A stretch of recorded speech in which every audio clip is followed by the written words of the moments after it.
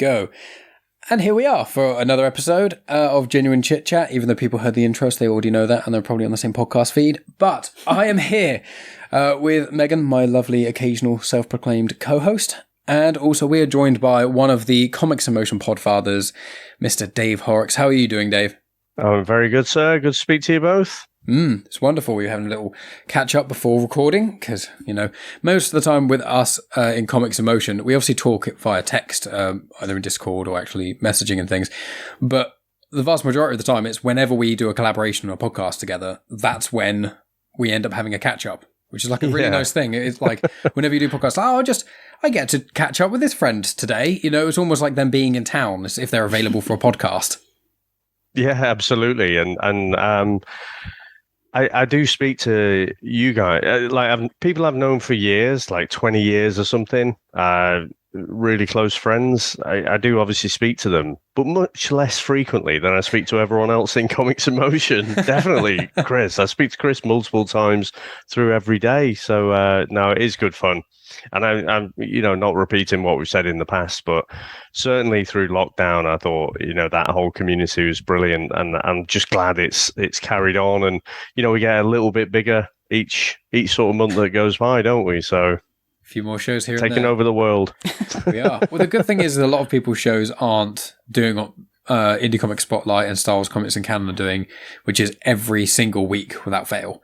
So it's one of those things where you can kind of mix it up a bit, so you can have when people are ready and available, because obviously a lot of us either have family or there's new members of the family coming in, so they can't commit to recording as frequently. And I'm certainly finding it's becoming a stretch now because of obviously what this podcast is about, which is about dogs. And one of the things that we want to do, me and Megan just want to talk about our dog, really, our new little puppy we've had for 2 weeks. And it's like, well... try and get tips and advice on how to make her less of a demon. Well, we've looked online. We've got a book we've been reading, and we've looked online. There's a few other bits and pieces. We are confident in what we're doing. It's just things take time, Rome wasn't built in a day. The amount of times that Mike has said that to me since we got this dog such a late actually unbelievable. I actually hate the only reason you're saying it is because he says it in the puppy training book. Yeah. And I don't even like the saying at all, but I know that Megan doesn't like the saying more than I dislike it. It's more that you keep saying it. Yeah, well, I'll stop saying it, but give me time, because Rome wasn't built in a day. Shut up, Mike. So stupid. So if we get into things with our dog talk, we can start off with sort of earliest memories of dogs, really. I mean, if we want to start with you, Dave, as the honoured guest, tell us like the first... When you think of dog, the earliest thing you can remember, if it's good, bad, family, whatever it is, tell us all about your life. So I think there's probably two sides to this, because we did have a dog in my family. Name was Sandy, little brown, probably mongrel, but absolutely loved her. And, just always had a dog there. And then my wider family would have dogs as well, like German Shepherds, Alsatians and whatever. So for me, having a dog was just a normal thing. Now, in my adult life, from my very first job out of uni, I was traveling. So it's not very compatible with having any pet really, but certainly a dog. And so after a few years and got married and whatever, I ended up with cats. And the thing is with cats, so long as someone's in the house and opens it up every now and then, you can kind of leave them to do their own thing. And so I kind of went from being very much a dog person, and then I was like, okay, I kind of like the low maintenance aspect of the cats. And then it was only again in recent years. So I do definitely have a love for dogs. But I do remember, do you remember Koju? Or Cujo, rather, the vicious dog. It's an old film. Oh, and, yes, I know what you're talking about. I haven't seen it, but I know reference. I've seen it referenced. No, I have no idea. So my mum was the eldest on her side, and so she had 4 brothers, and so they'd always be watching these horror movies that would scare the shit out of me. That's one of the reasons I watched so many horror movies when I was too young to watch those horror movies. And one of them was, I'm sure it was Cujo, and another one was just called Dogs, where you just had these ravenous killer dogs on the loose as well. So got this kind of devil and an angel thing going on, where did love dogs, but also was quite terrified of the bigger ones as well. Yeah, I mean that's fair enough. It's one of those things, because I always grew up, speaking of cats, I had a cat and a rabbit up to the age of about 14, 15, and then we got another rabbit shortly after that, and then Mum got a cat after Dad passed away for a few years, and then she ended up giving it to a family, or no, it was a really nice old lady. Because this cat was very affectionate. He was always wanting cuddles, and he'd sit on you. His name was Mr. Tibbs, and you stroke him, he'd immediately fall asleep, start dribbling. He's a very, very nice cat, but quite clingy, but very nice. Not a bad bone in his body, just a big squidgy, cuddly lump. But my cat before that was Joni. She was a really nice cat. I remember her, and rabbits are rabbits. They're cool, and I love them, and I think they're the cutest animals, especially baby ones. But they don't, for the most part, do that much. You can have indoor rabbits and they're a bit more involved, but you have to be very, very careful of wires and things. So ours were both in a hutch outside in the winter, bring them in and things. So I never actually had dogs when I was younger, specifically, but friends of mine had little dogs as I was growing up, so I'd interact with them a little bit. And then my brother, Rob, who was on the podcast, did about my dad, like really early on, episode 50 or something around that era mark. He got dogs. So I grew up with him, and when I grew up with him, I used to see him quite a lot. So I'd see they got 2 dogs. So for years, the family dogs, because Moomin's one of them, which Megan's met. The other dog, Prue, unfortunately passed away. But mine are kind of sporadic. But I had a bit of a fear of dogs, because obviously, even if you see your friend's dog occasionally, it's nice. All you need is one dog to bark at you in the street, and it has to be a big enough dog to be scary. Then it can make that. And my dad was kind of scared of dogs. He would never admit it, but he didn't. He's especially scared when they jump up a lot on things. So from that perspective, until my brother got one, really, I wasn't like super into dogs. I was kind of more of a cat person as well, to a degree. But what about you, Megan? I am a dog person through and through. Don't dislike cats. I like kind cats. I find that cats can be mean. I find, as much as I think Willow can be an arsehole, which is the name of our dog, I just find that cats are just... Arsehole! I find that cats are just bigger arseholes. They're so... Like, my mum's got a cat, and Luna is not the kindest of feline creatures. She's to me. She likes Mike, she doesn't like me. She has swiped me once, but she did used to, when I had hair before I shaved it, she did groom me, sit on the sofa behind me and lick my hair. Aww. I have not wanted anything more in my life than getting a dog. Like, the build up for getting Willow has been so intense. It's literally like a kid before Christmas for me getting a dog. I've always loved them. I've always just wanted to be around them. I've always wanted one. My cousins have a cockapoo as well, and he's called Doggy. And I grew up with Doggy. I mean, they got him when I would have been just finishing my A-levels. So I'd have been about 17, 18. But I love dogs. Always loved dogs. Was Doggy your first sort of big interaction with dogs you can remember? No, my Italian uncle and cousins, they used to have a German Shepherd called Kiba. And it would live in the garden. And I have a distinct memory of so my Aunt Marcella going into the garden with a broom, because they also had chickens. And one of the chickens had got out and had got stuck behind where Kiba's kennel thing was, and he was trying to bite the chicken through the fencing. So Zia Marcella had to go out with the broom and try and chase the chicken out so that Kiba couldn't eat it. That's a really early memory for me. Wow, that's great. Yeah, I think my granddad and Nan had a little Westie, but that was very early on. I only remember interacting with the Westie once or twice. It was a good dog, but then it died, and then I didn't get to. Then I saw them a lot, but they didn't get another dog. But yeah, it's a weird thing with dogs, isn't it? Because they are just something, along with cats, for almost neck and neck. Of just there's so much in the public consciousness all the time. There's always, and you go throughout history in dogs since thousands and thousands of years ago, where they somewhat self-domesticated, where we were sat around campfires being hunter-gatherers or whatever, and then we'd kind of give them a few scraps and things, and they'd protect us or kill off pests or things like that, and it just became this symbiotic relationship. And then through breeding for them for different things and getting, the shorter ones and keep breeding all the shorter ones and then doing that with them. We've just went from a wolf to a pug, or to a chihuahua, which is quite interesting. But there aren't quite any animals like dogs. Like, I know everyone says that and I'm just becoming like everyone else, but I've interacted with friends' dogs and cats, and I've had cats obviously, and I felt like they were both more even with personality. And I think you can get cats with more even personality and things, but they are, just as Dave said earlier, so much lower maintenance. And with a dog, especially when you have a puppy, you have to be so much more on it. Because cats just are generally independent. You can leave cats, you can kind of do that. You go away for a weekend, if they have a cat flap, you allow them to use that, and then you leave out one of those cat feeder things that after a certain period of time it opens up. Cat food, done. We used to do that, it was fine. But you couldn't do that with a dog. Well, yeah, like comparing it to when Mum got Luna. So I think Luna's just over a year old, a year and a bit. Lockdown kitten? Well, post-lockdown. COVID kitten. Okay.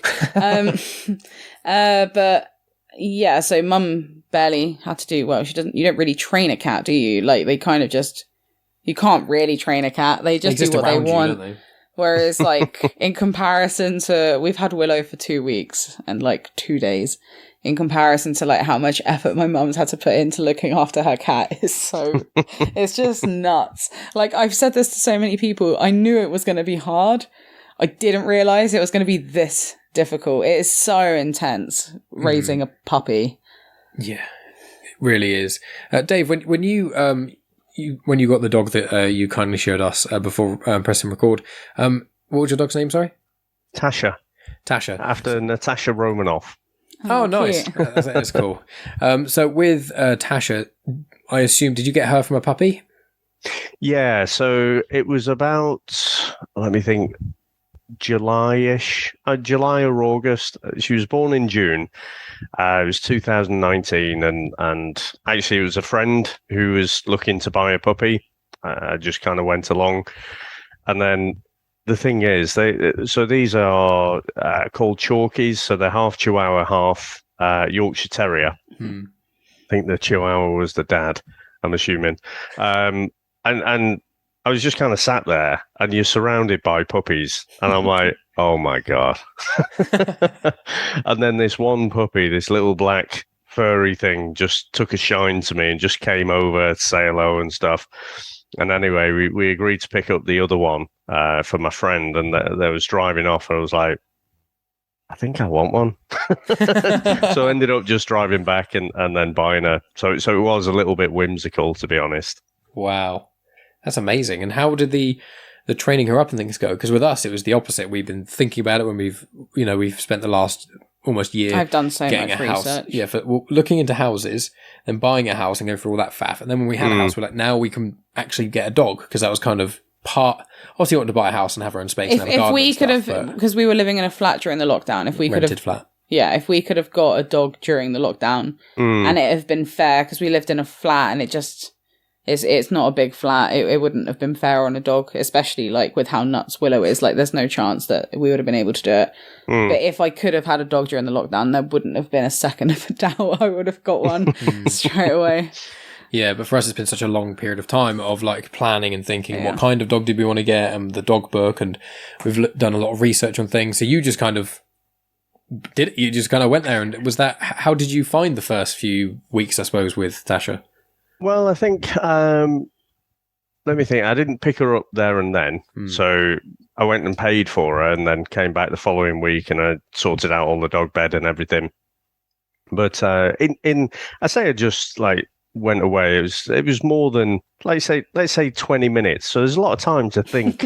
If you're thinking obsessively about something in 20 minutes, what happens if I go away with work or whatever? And at the time, like throughout my career, I've been doing quite a lot of traveling, so that's always been a barrier. Whereas in that particular job, I wasn't. So I was like, right, okay, so that's okay.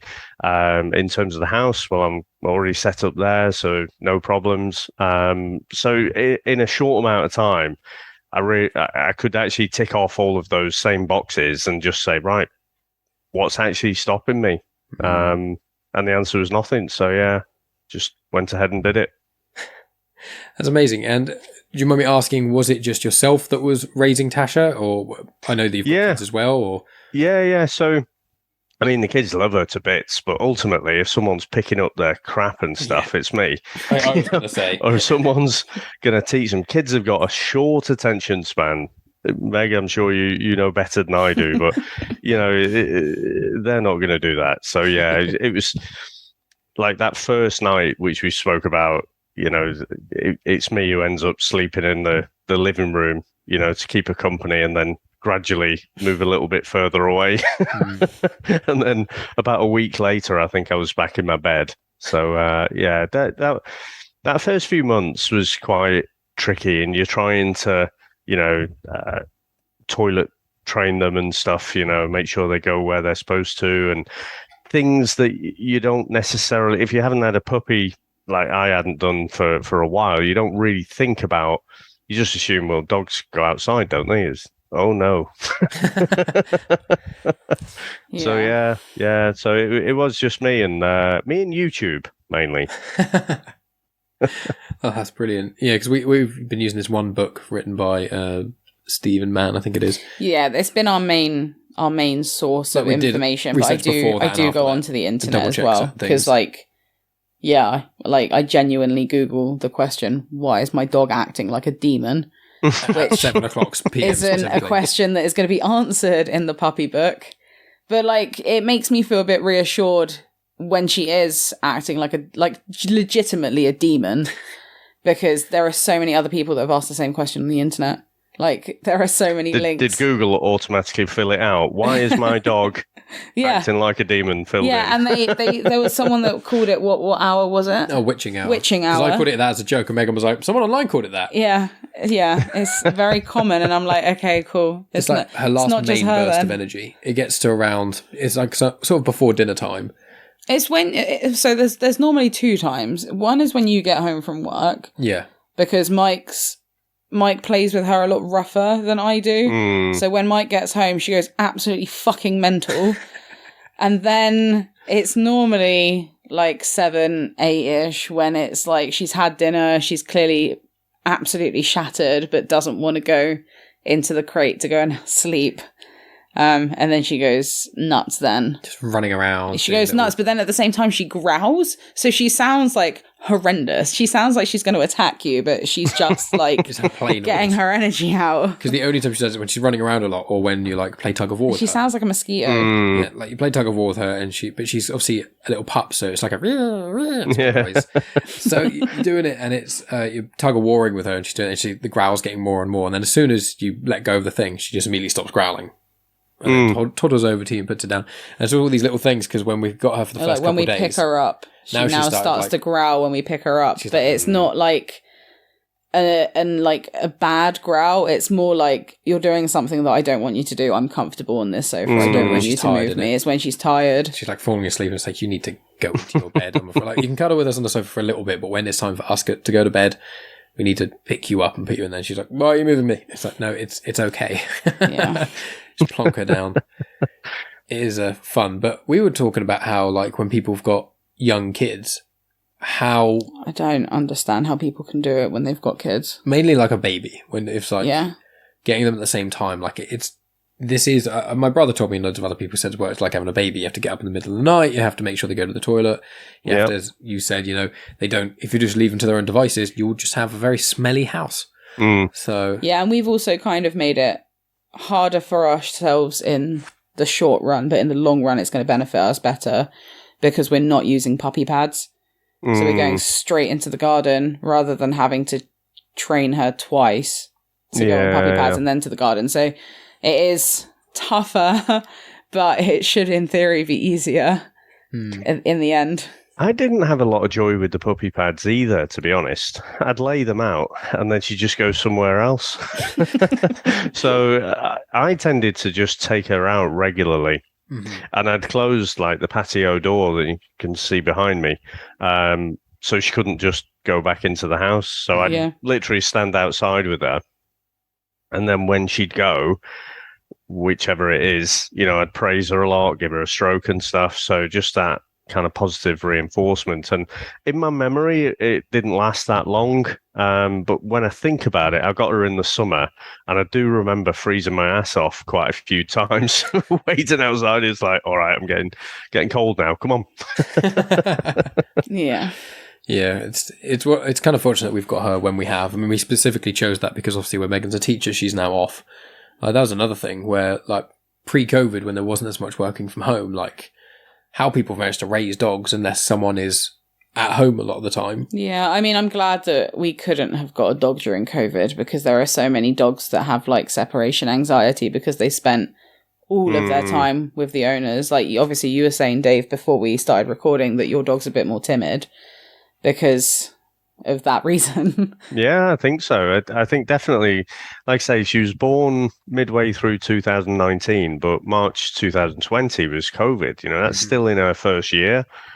And so being separated from everyone, you know, it's not even like now. If I walk around the village, there's always dog walkers. So she gets to interact with other dogs. Whereas a lot of people in that first few months, especially, they just weren't going out. So, yeah, just it being, you know, me, her, and, you know, sometimes the kids, I don't think that necessarily helped, to be honest. Yeah, that's the thing. Around here, it's almost every third house has got a dog. Oh, like, yeah. Constantly. Well, next door has 2 dogs. There's a house across the road that has 2 huskies. There's, like, other dogs around us because we can hear them barking. Yeah, we've got a park that you can see from our garden. It's literally, our garden is touching another garden, and that house itself is right next to this big, a medium-sized park that's in the area. And it's prime for dogs. It's huge, like it's a giant field, and then a couple of, like, kids' things in the corner. We're also going to take her to puppy classes too. Yes, we are. And we've got friends who've got dogs who are good with puppies as well, and my cousin who's got a cat who's good with puppies as well. And we've got lots of friends with kids as well, so we're like, she's already come round, come and meet the babies, and then be kind with the children. Yeah, she's already met 2 or 3. She's met 2 kids. Two of the 3, yeah. Yeah, so, and she's been nice with them. She just gets really excited and just licks them a lot, but she doesn't play rough. She loves a face lick. Yeah, she does. And it's hard to resist, even though it is really gross when you see what they actually lick. It's like, I really don't. That's what I say to the kids when they let the dog lick her. I say, well, she wipes her bum with that tongue as well. Yeah. Yeah, and that's the thing. A lot of the time, if she goes to the toilet, she then gets hyper, which is the time you'll probably, if you're not paying attention enough, yeah, she's like jumping around, like, climbing up you, right in the face. Like, okay, I watched exactly what you did outside, and you've just. It makes me laugh though, because before we got the dog, Mike would always be like, "I'll never understand. I never understand why people call their pets their fur babies." He was like, "I'll never get it. I'll never get it." And then, like, yesterday, he was like, I kind of get it now. He was like, she is our baby. Well, I get it more. Like, obviously I had cats and things, but when you are a kid and your family has got a dog, that's not the same as being an adult and raising the puppy, or even raising, a younger dog, and welcoming them into the family and having to do all of the annoying little things because it makes the affection and all that stuff. I assume similarly with kids. It's like, changing nappies and stuff sucks. It's annoying. You have to wake up to a screaming child. But when you get that moment where they look at you and just smile, or when they're older and they say your name or that they love you or things like that, like little moments of affection, it just kind of washes all of the other crap away. And I think it's kind of like that with her. It's like, oh, she's so annoying. And then you see her sleep and you're like, oh, it's so adorable. And then when she's being really chill for only the hour. Oh yeah, I managed to get that hour earlier. I went swimming earlier, and then I came home, and I think I'd woken her up in the middle of a nap. Like, she wasn't due to wake up yet. And I saw her that she was awake, so I was like, oh, I'm going to go and get a cuddle. And then I literally held her like a baby for like 20 minutes. I was just like rocking her and bouncing her around. Normally she would get really angry. Well, I was like, you're sweet little baby. Because normally she's just like, where she's obviously a puppy, their energy is just like at 150% when they're awake, pretty much all the time. Yeah. Apart from eating and pooping, and even then they go mental a lot of the time. It's just like zooming, and where we can't take her for a walk for another few days because of the vaccine and things, she then can't get her energy out, because once you do that, then it just adds a layer. I'm hoping it will get a little bit easier once she's able to go on walks. I think it will do. you kind of, but you need to be careful when they're younger as well. You can't take them too far. Yeah. I'm sure it's in the book and stuff, but you'll find that it's actually quite a short distance, especially with the smaller dogs when they're quite young. They're not supposed to go out. And one of the things I didn't know was when it gets above about 23, 24 degrees, you shouldn't take them out then either. Yeah. Yeah, I mean, we're agreeing, but still, if there are any hints throughout this conversation that you think are even obvious that you want to share, don't feel like we're being like, we've read a book, so we know everything, and we need to hear no advice or hints. So we're all open to those things, even if we've heard them before. But yeah, because we were talking about where is the first walk going to be, and I think it's probably just going to be around the block. Because the block's not that big, and just like, don't go to the giant dog park yet. Let's build to baby that sort of steps. Yeah, and then we eventually want to take her, to the New Forest. We've split this. Yeah, we've split the second vaccine into two. So from Friday, she can go for a walk outside, but we have to avoid like puddles and water and stuff until she's had the second half of the second vaccine. So it's like the second week of September. And then we can go to the sea. Like, that's why I want her to go in the water. She does seem to like water. Yeah, I filled up a bucket with water earlier and just put her in it, and she was just like splashing around in there for a bit. And stuff, and she does like getting her paws wet. But that's one thing I didn't realise about dogs either, is they have to have vaccines. And I was just like, I didn't even know. Because obviously non-dog owners wouldn't necessarily know that information because it's like one of those little things. And it's, for most people would know this if they've got dogs and things they're listening, but you normally get the first vaccine like at around the 8-week mark, just when you can have the dog, just after you get them. Then you have to wait, was it 2 weeks? Then you can normally it would be 4 weeks if you're just doing the full second dose, but we've split it into two, so we have to wait 2 weeks and then another 4 weeks to get the second part. Yeah, because we've got like the summer, so that's the main time. Like, well, that's the thing, is that like, because I am on the summer holidays, as much as I'm happy to have Willow, I don't want my whole summer to just be, you have to stay in the house and look after the dog. So it will be nice when we can go on walks, even if they are little ones, so I can get out a little bit more. Yeah, like with your dog, out of interest, how do you walk her twice a day? Do you walk around the block? Where do you kind of take her for exercise and stuff? I go, let me think, round the village, which is about just over 3 kilometers now, but she's 3 years old, so she's a bit older. And to be honest, when I get her back now, when I take her out, so once a day typically, and it depends what I'm doing with work. If I can go in the morning, I will. Especially now, it's quite hot, isn't it? So it's better to get out early in the day. If it's a bit cooler and I'm work permitting, because I work from home a lot, I'll take her out for lunch. Or if not, my least favourite is to go out in the evenings. But I need to cook tea and all sorts of other things then. So I prefer to do it in the other slots. But yeah, she sort of goes off, she's really excited. I'll just get the little lead, shake it, and then she knows exactly what that means and hops up onto the sofa. It's like, come on, put it on. And then for the first third of the walk, she's away, she's sniffing everything, she's finding all the little smells and scents that everyone's left, but then about halfway through she's like, all right, I'm tired now. And then she sort of starts lagging behind me, but then we get to the home and it's like she's just arrived back from a 2-week holiday in Ibiza or something. She's like, oh, this is great, I'm at home again. So they're weird dogs. They are very bizarre little creatures. They are. I used to walk a dog for a woman that lived near my house. I think her and her husband had really busy jobs, so they just asked me to walk her. She was a Rottweiler, and she was massively overweight. This dog weighed 80 kilos, something excessive. It was awful. And because the dog was so overweight, she couldn't go on super long walks. So it was literally a 15-20 minute walk around the block. And I got £15 a week for walking that dog, which for me back then was a lot of money. That used to be actually a fair amount of money. £60 a month. Roxy would, because she was such a lazy dog, you would walk her and she would know the way home, because obviously she knew the routes around the area, so she would deliberately try and pull you in the direction to go just home. To get home. And then you'd go in the other direction and she'd literally just stop and be like, no. It's like, come on, you weigh like 70 kilos, 70, 80 kilos. I literally can't move you. Stop being lazy. And then if you'd start walking again in the direction, she'd then be like... I managed to get her running, I managed to get her to run once. Yeah, I walked her for like a good couple of years, I think. Got her to run once. Did you manage to get her to lose any weight? No. We know whose fault that is then, don't we? I think it's probably a diet thing as well, though. Yeah. You know, I don't want to get all judgy and stuff, but That's I think... 100%. That's what I was alluding to.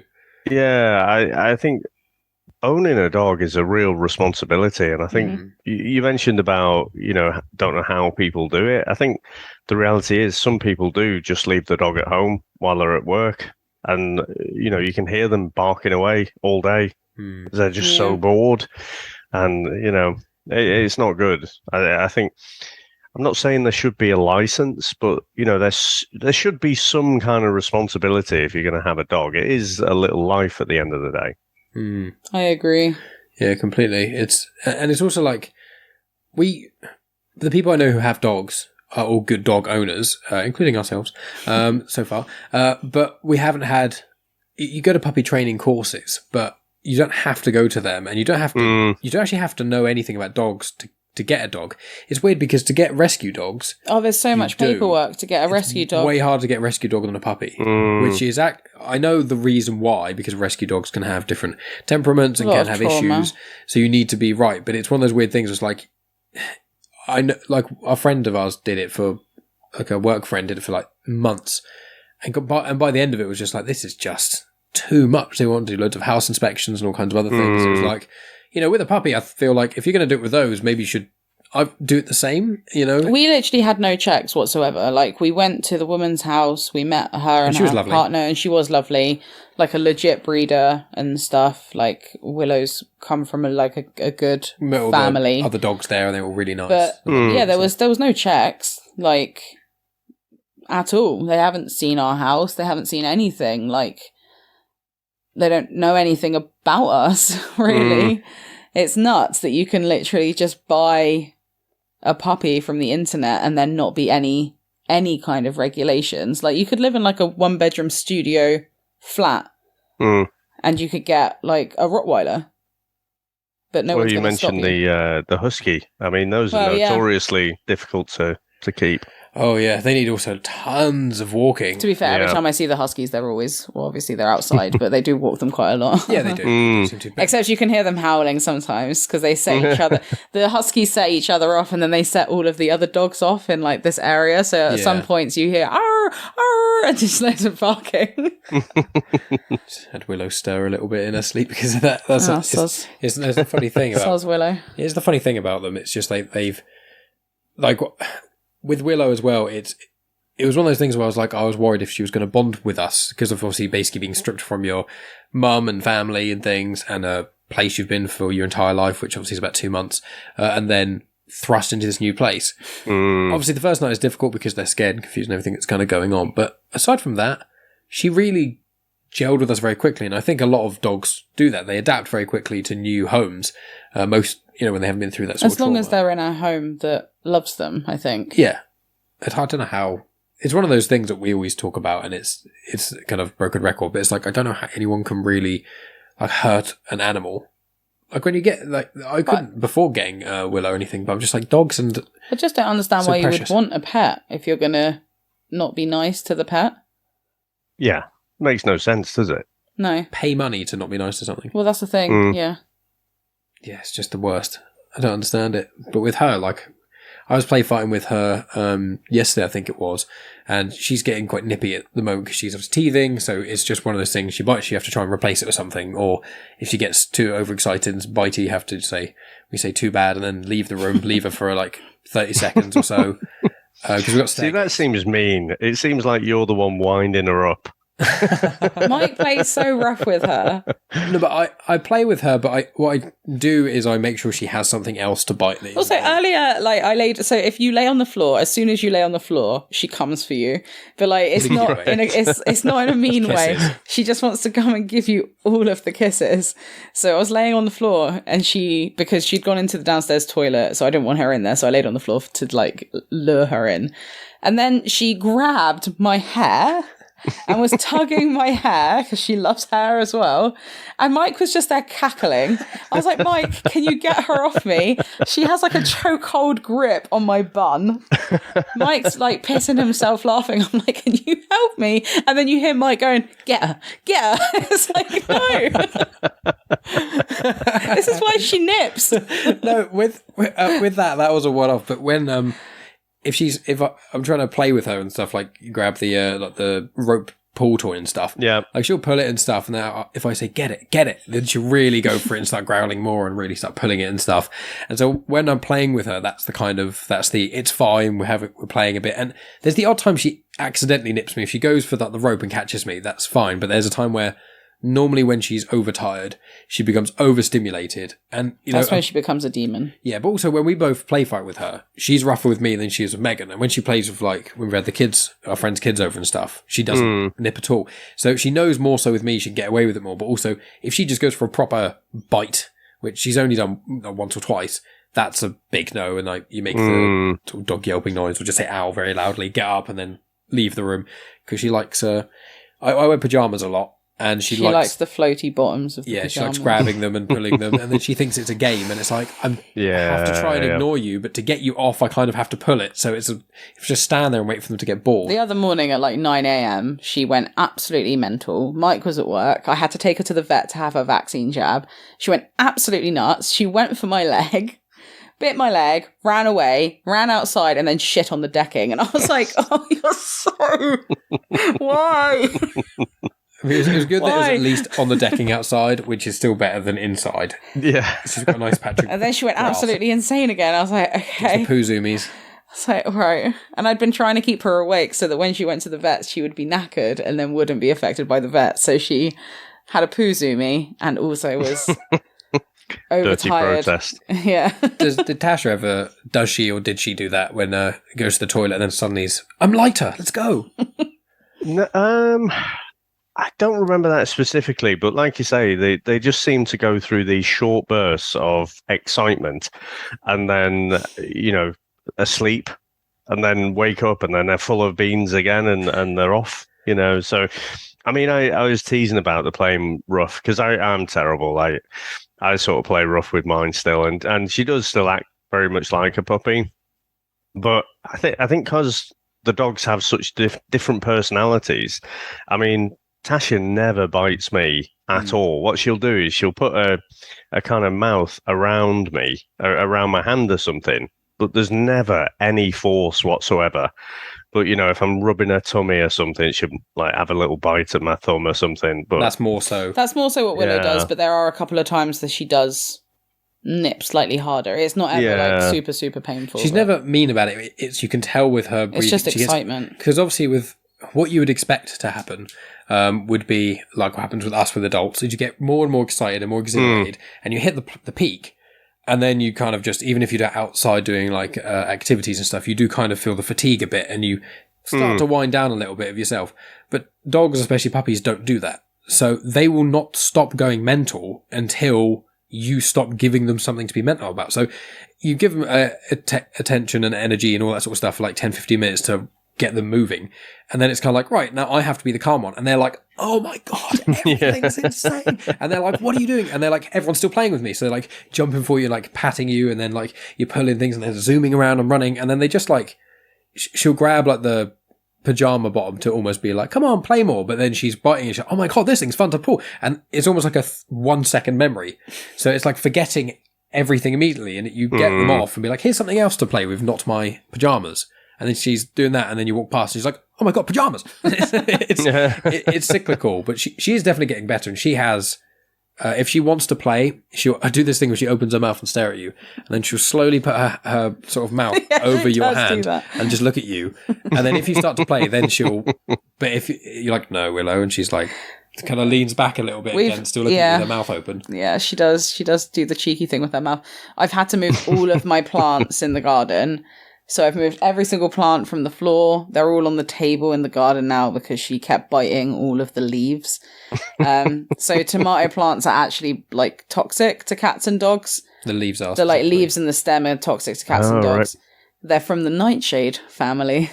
So I had to definitely move them. But sunflowers, absolutely fine. Like she could eat the whole plant and she'd probably have a bit of an upset tummy. But that's what she'd be. But she, I'll be like, don't do it. Don't do it. And then you see her going closer to the leaf. I'm like, don't fucking do it. And then her mouth is like opening and she's like, I'm like, Willow, don't. And there's like so many leaves in the garden of my sunflower plants that just have chomp marks. Yeah. I'm like, oh, for God's sake. All you should do a thing is if you get her to not do it, either by having to move her, like gently lift her up and put her on the grass and go to the toilet or go wee-wees.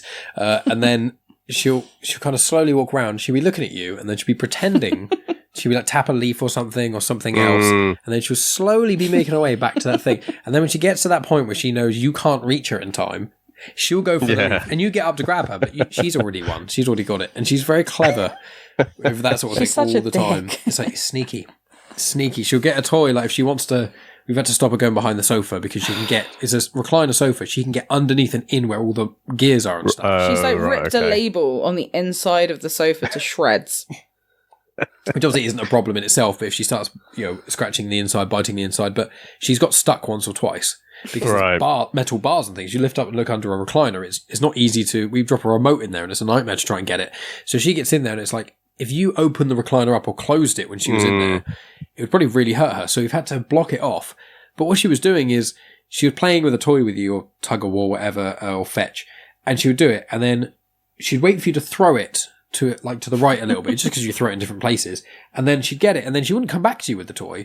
That would be her opportunity to go to the thing that she wants to do. And I'm like, you're so smart, and it's really annoying. I'm glad you're picking up things in your name and sit and all these other elements, but you're very clever. It makes me love you more, but it's also very annoying. And that makes me think almost what kids could be like when they do the kind of thing where when like my nieces have done it before, where they like, oh, why'd you do this? And you give an explanation.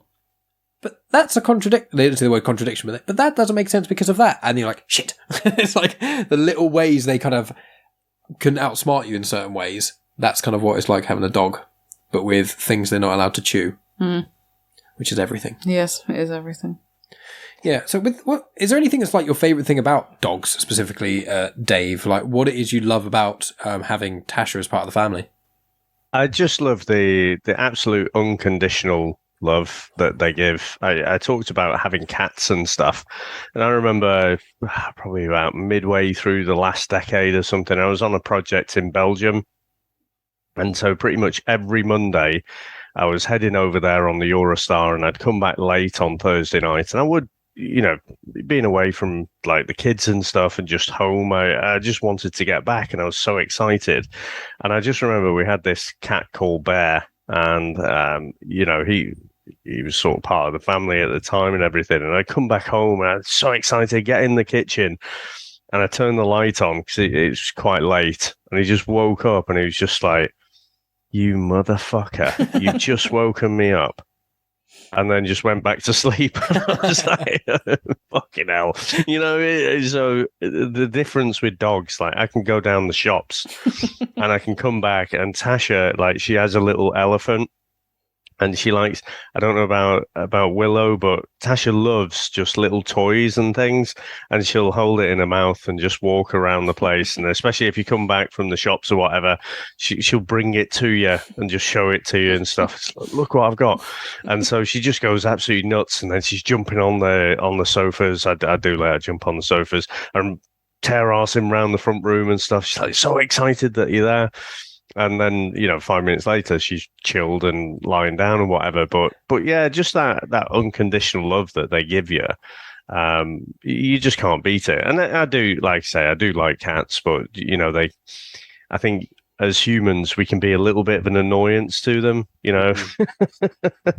We're actually there to serve the cats, but like the ancient Egyptians. So yeah, I just love the companionship, and so glad I got her. I've said before, like, if I was single at this sort of point in my life, nearing 30, and there was no relationship prospect in the immediate vicinity, I would get a dog. Because it's so easy to meet people when you have a dog, but also just that companionship. Because I lived with my family, and then I moved out and lived with my friends, and then other friends, and then Megan. So I've always lived with another living being of some degree.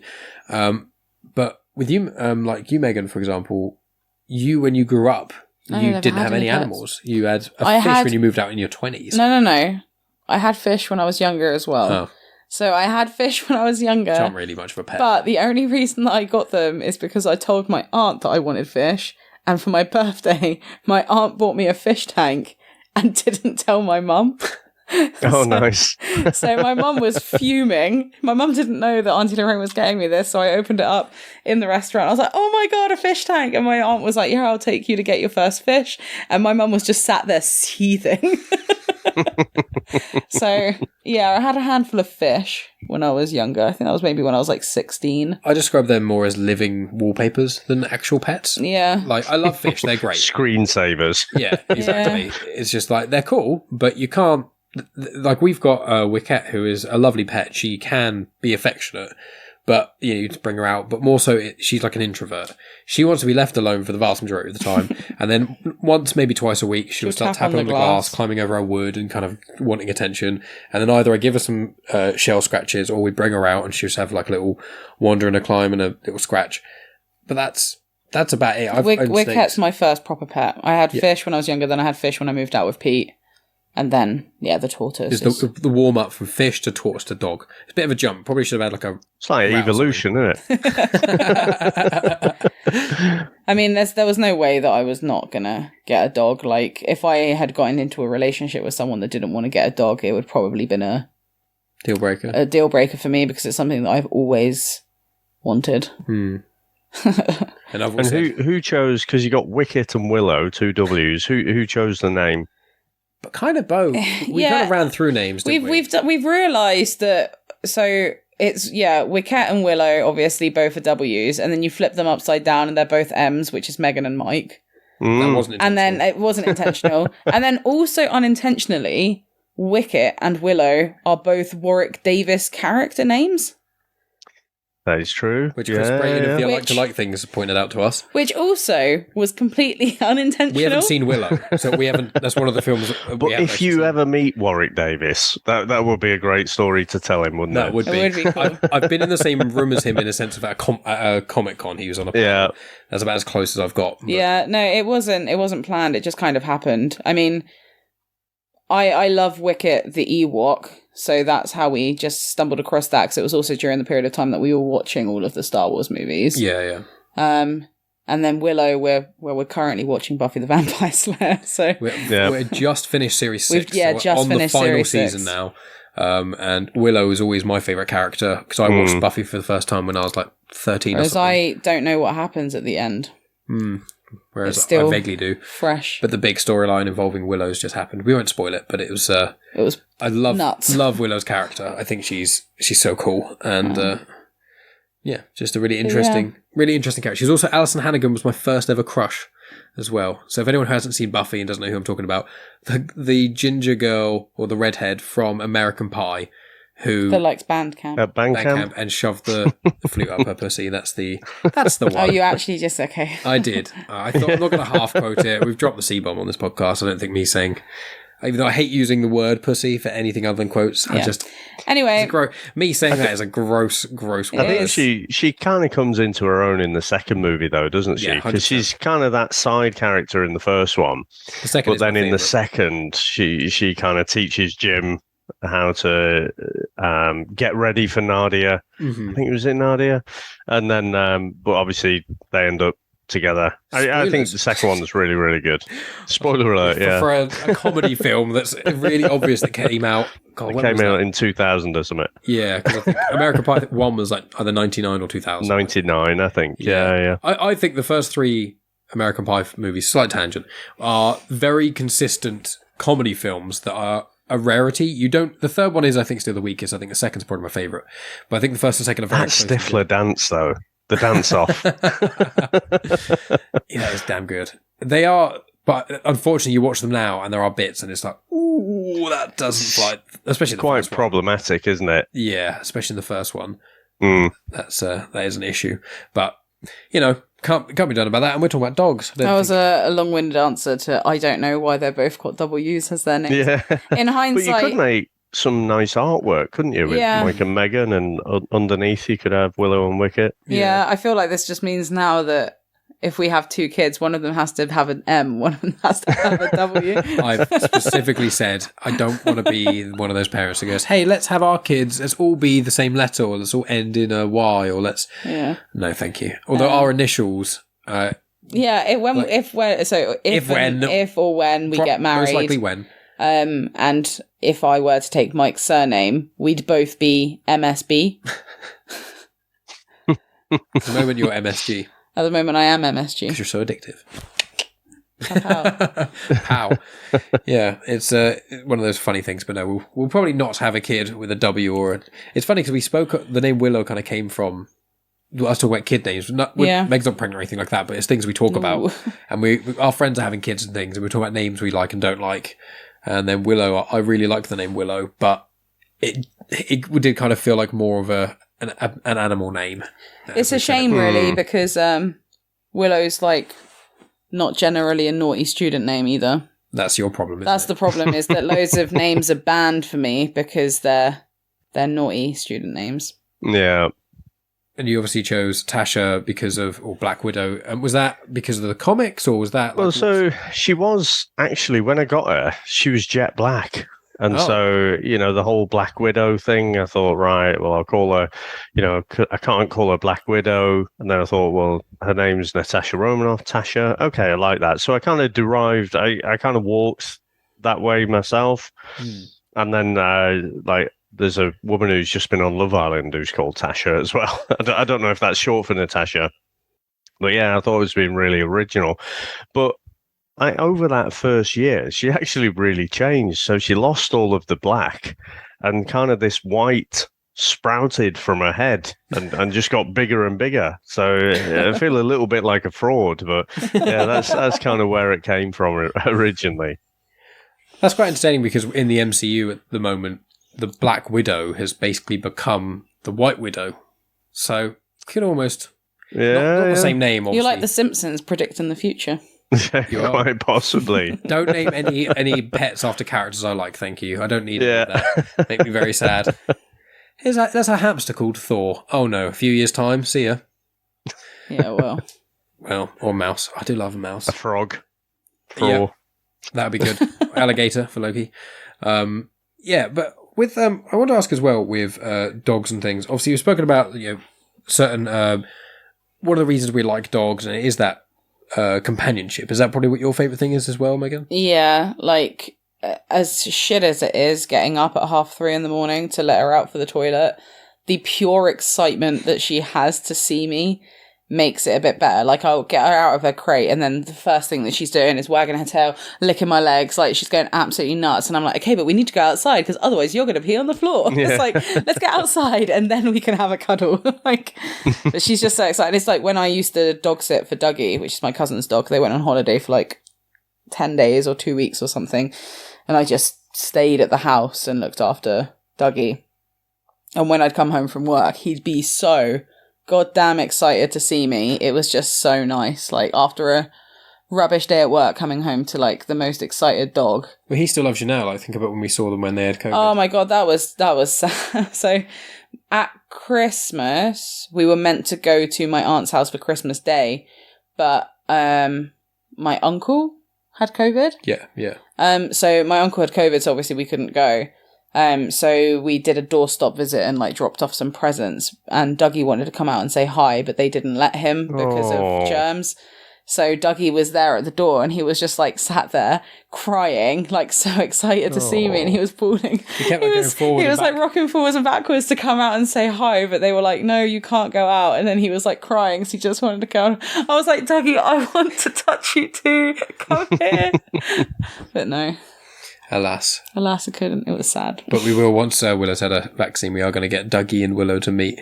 Yeah, but apparently Dougie is pretty like old and grumpy now, so he's not going to be overly excited to meet a puppy, I don't think. That's fine. I still want to do it. Also, on that same time that I dog sat, I took Dougie to the park, and so he's a beige cockapoo.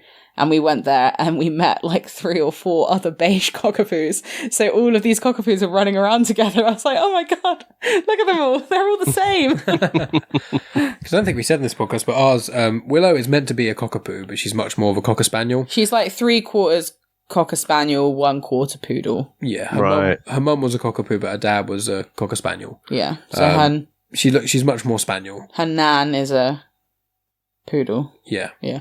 Yeah, but she's got the lovely the ears that are just I love spaniel ears. I mean, I like pretty much all dogs. I have always said I generally prefer the ones on the smaller side just because they're easier to manage, and also if they do get a bit excitable, no one ever gets scared. I couldn't deal with the drool. Like if you think of Turner and Hooch. Oh yeah. Kind of dog. It's too Tennis much. shoes. Yeah. Yeah. Too much dribble. The slobbery dogs. And when you get the big dogs, that like I love huskies. My friend Bradley, who's been on the podcast, he had a couple of huskies that have both sadly passed away since. But they were such lovely dogs, but they were massive. And their poops were bigger than human poops. And it's like when you're trying to put dog poop in a bag, and it's big rubber glove on. Awful, yeah. And that's not just the only reason. But it's also like if the door went and they both started barking, if you weren't comfortable with dogs, you have this dog that if it stands up on its hind legs, it's as tall as you are and chunky. To be fair, it's not just big dogs that are terrifying though. Like my friend, her and her wife used to have a dog together, but they've since broken up. So the Megan's partner, ex-partner, has Spencer. Spencer is or was, because I haven't seen him in a while now, is aggressive. Like he wouldn't do anything. So it's a little chihuahua, and he just barks. Like you'll go in and he's like aggressively barking for like a solid like 2 or 3 minutes, and then you sit down, he finally calms down, and then you move to get your drink, and then he goes off again, and you're just like, oh my God. It like Spence used to scare Kate. Kate didn't like being in the same room as Spencer because he was very aggressive. Chihuahuas can be a bit like that. I think Chihuahuas are little arseholes, to be honest. I mean, mine's half Chihuahua, but she's definitely more terrier. But I think that is a bit of a trait of theirs, aren't they? They're just very, very yappy. And, it's the same as Jack Russell's. Yeah. Like next door I have a Jack Russell that's old. 16, I think. He's like 16, so he's like getting on. But expiry date. Mike.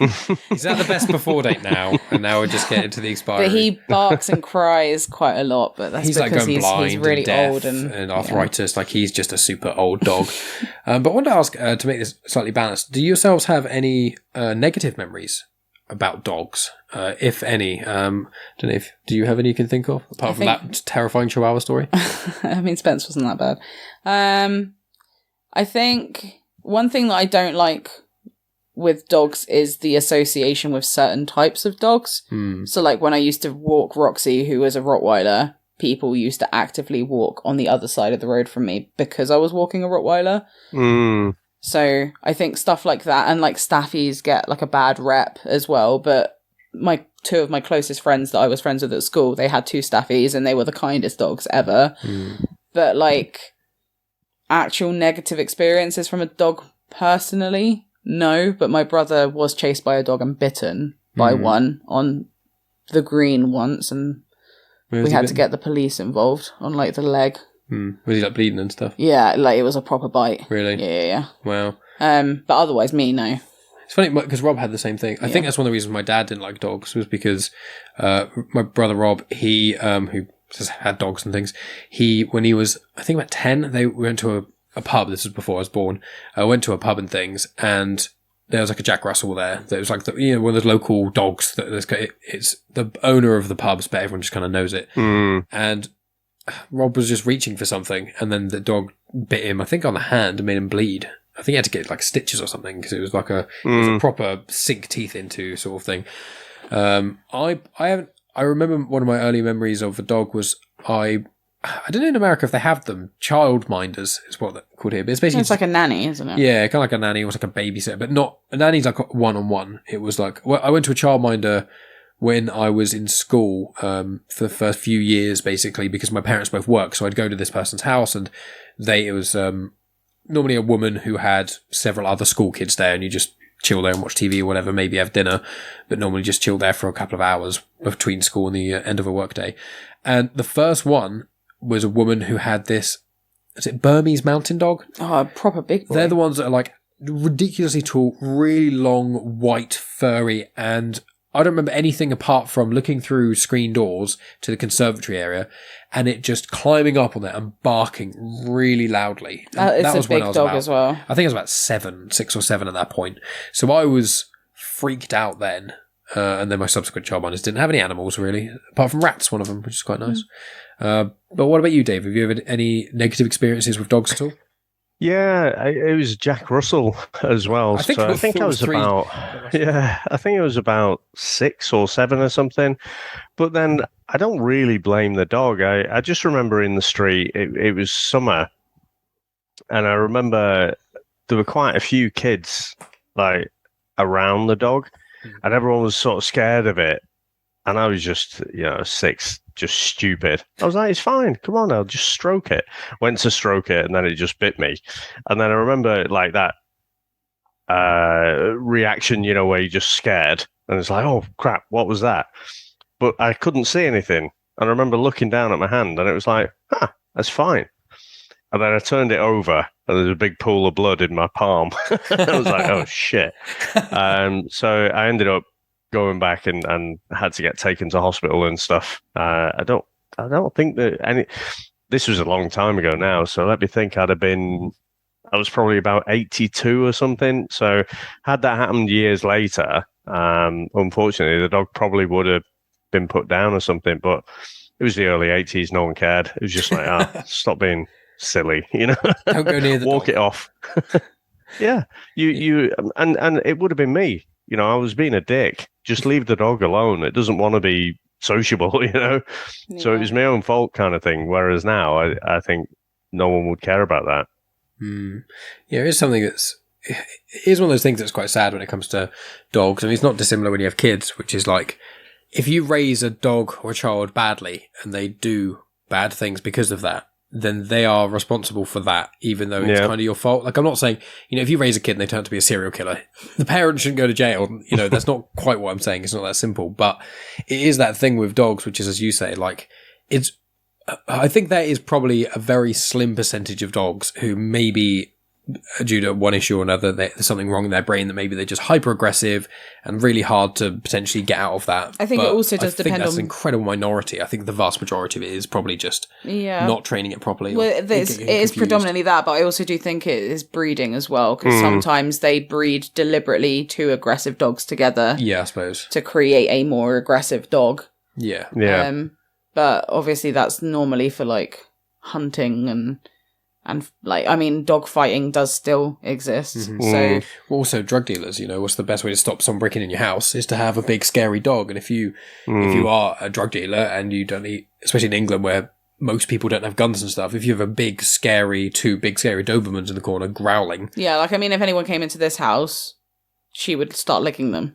Oh yeah, like they could literally just steal all of our stuff. She wouldn't even care. We go with them. So does she not bark at like the postman or anything? When the door goes, she just looks at the door.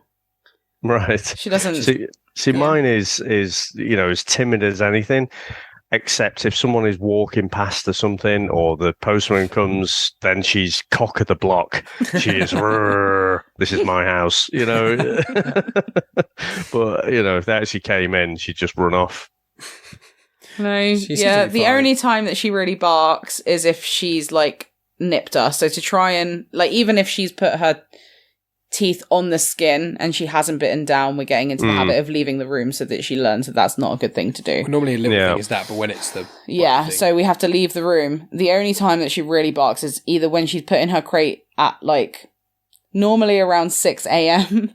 because at 6 a.m. she's gone to the toilet, but it's like light outside, so she knows it's not nighttime anymore, but I still want to sleep for a little bit, and that's when she'll start barking. Or if we've left the room and we're not in the same room as her, she'll start barking at the stairgate because she wants the attention. Mm-hmm. Yeah. She normally does pipe down after But that, yeah, though. when the door goes, no barks. I think because from her crate, because of her crate training, from there to the door, she can basically see it.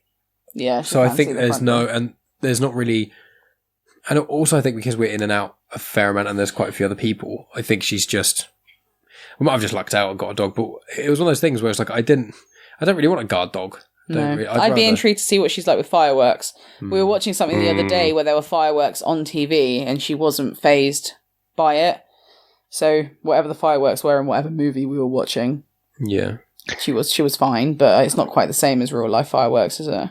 Yeah, mine is not bothered by fireworks at all. They go off outside, whereas if someone walks past the house, then she's annoyed at them. A bit of a Karen up at the window, but yeah, and you do see I'll see like some of the local groups on Facebook or something. It's like, it's fireworks night, and people are so inconsiderate with fireworks. My dog is terrified, and I don't know how I feel about that. It's like, well, fireworks night is coming every year, and when it's Chinese New Year as well, people are going to be setting off fireworks. So And Diwali. And Diwali, yeah. So it's kind of, I don't know what the right answer is there, but yeah. I've thought about this a lot because we talk about it because Megan absolutely loves fireworks. Fireworks are one of my favourite things, and I know they're so bad for the planet, and I know they're starting to do the fireworks displays out of drones and stuff so that it's just lights, but I love fireworks, but I'd be gutted if Willow was really affected by them because of the fact that I love them so much. So I'm in this weird grey area, because obviously if she's then cowering in fear, then that's not going to be very pleasant to watch. Yeah, and it's kind of hard to know because if your dog suddenly doesn't like fireworks, it's hard to train it out of them because they're so infrequent. Yeah. And also because of most ways you get dogs or animals to be okay with stuff is that you expose them to the thing, give them some degree of positivity by a tree or pets or whatever, and slowly over time they forget the negative association and they just remember the positive. But there is an argument to be had, which is if fireworks are going off and the dog is freaking out and is terrified, and then you give them treats while they're in that state, they will then think that that's the state which is going to give them the treats. So it makes it worse, and it's just I don't know enough about dog behaviour. I will say though, around bonfire night time, people do go overboard sometimes. Sometimes bonfire fireworks stuff goes on for 2 weeks, and it's that's a different annoyance though, isn't it? That's for fuck's sake, just give it a rest. One night, yeah. And then you have people doing it in the day, and I'm that's completely redundant. It's a waste of money doing it in the day. Yeah, completely. It is a weird thing as well, because I think with fireworks, obviously, as Megan already said about its impact on the environment, but also wildlife, birds and stuff, probably freaks them right out, and other animals in the area. And I'm but, people make, I'm going to sound like a right dick now, being devil's advocate, but people whinge about that sort of stuff, but the amount of damage is being caused to wildlife in other areas isn't getting shouted about in the same way. I know deforestation is a thing that people generally commonly know, and other things affecting sustainability, including climate change and those sort of things. I know that's a bigger issue and it's a harder thing to talk about, but it's just quite interesting. It's fireworks are empirically bad, and that's that, and there's no movement there. But these other things we don't. But also the other thing is there are some dogs that go absolutely nuts for thunder and lightning, which is essentially the same thing as fireworks. But what do you do in that scenario? You can't just stop the thunder and the lightning. Build a dome like in the Simpson movie. I don't really remember that film. They build it. They have a giant glass dome. They plop it over Springfield, and that's the main plot of the movie. Is everyone's just stuck in this dome thing, and then Maggie's sandbox. She sinks in it and pops out the other side. So Homer goes off to try and save them. Fair. Yeah, there you go. Spoiler alert. Okay, it's the first 20 minutes of the film, I think. Yeah, that was a joke about thunder and lightning is what we're talking about, and fireworks, wasn't it? Yeah, but certain dogs go off at random things though as well. It's like vacuum cleaners. Dogs go mental vacuum cleaners. Should we ban vacuum cleaners to stop them scaring dogs? No. Oh, yeah, we haven't introduced Willow to a Hoover yet. I think she's going to try and attack it. Oh, see, yeah. I kind of feel like you need to introduce them to these things. So if they are especially if you're in a rural area and there are no loud noises at all, well, of course, when they hear fireworks or something, they're going to shit themselves.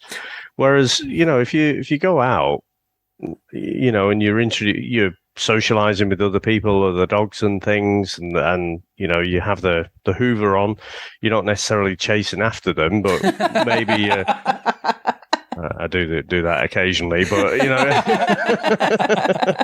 you start off and you're in the other room or something, so it's not an immediate threat to them, but they can just hear. It's like, oh, what's that? And they might be inquisitive. You just have to sort of see what the dog's like, and is it really scared of it? Or I maybe put the vacuum cleaner on for 30 seconds or something like that, and then after that about a minute. None of this is like some actual dog trainer is probably going, that's the worst thing you can do, but it's just it's what I've found sort of works with stuff like that. Yeah, mine's not bothered at all by the vacuum cleaner now. Again, if I was sort of playing around and chasing her with it, then she is. But but then if I'm just hoovering up, she's just like sort of having a bit of a look. Oh, what are you doing? That thing's out again. Yeah. Yeah, it is fun with dogs. I think that playing with them is one of those things that is really, really fun. Obviously, when they're a pup, you basically have to. But it's one of those things that especially when Willow gets to that point of where she's basically too overexcited, that's smart. I like that because it's like she's just so mental and you can't help but just laugh.